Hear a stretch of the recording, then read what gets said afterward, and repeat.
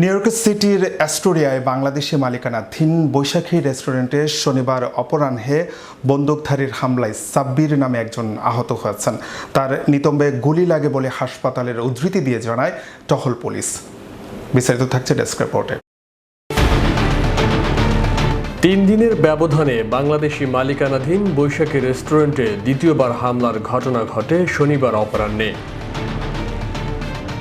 এর আগে বুধবার সন্ধ্যায় মুখোশধারী একই দুর্বৃত্ত কাস্টমার সেজে বাংলাদেশে অধ্যুষিত 36 এভিনিউ এবং 30 স্ট্রিটে অবস্থিত এই রেস্টুরেন্টে ঢুকে বেসবলের ব্যাট দিয়ে আক্রমণ করে একজনকে। সে সময় অপর কাস্টমাররা তাকে প্রতিহত করেন। অবশেষে দুর্বৃত্ত নিজেকে ছাড়িয়ে দ্রুত রেস্টুরেন্ট ত্যাগের সময় ব্যাটের আঘাতে ভাঙচুর করেছে।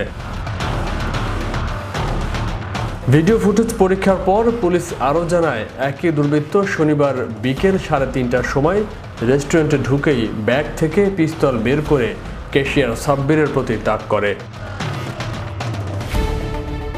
সাব্বির কাচে ঘেরা ক্যাশ বাক্সের ভেতরে থাকলেও রক্ষা পাননি, তার নিতম্বে গুলি লাগে। ঘটনার আকস্মিকতায় অপর কাস্টমাররা আত্মচিৎকারে দ্রুত বেরিয়ে আত্মরক্ষা করেন এবং রক্তাক্ত সাব্বিরকে নিকটস্থ এলমহার্স্ট হাসপাতালের জরুরি বিভাগে নেওয়া হয়। চিকিৎসকরা জানিয়েছেন তার অবস্থা সংকটাপন্ন। রেস্টুরেন্টের মালিক জানান সাব্বিরের কোমরেও গুলি লেগেছে। তিনি আরও জানান, দুর্বৃত্তটি হামলার সময়ে তিনি কিচেনে ছিলেন। গুলি চালিয়ে সাব্বিরকে আহত করেই দ্রুত পালিয়ে যায় সে। পুলিশের ধারণা এটি ছিল টার্গেটেড আক্রমণ।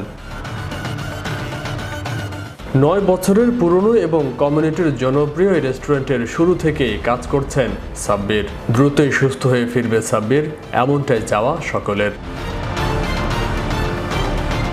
ফয়সাল মাহমুদ, বিশ্ব বাংলা 24 নিউজ ডেস্ক।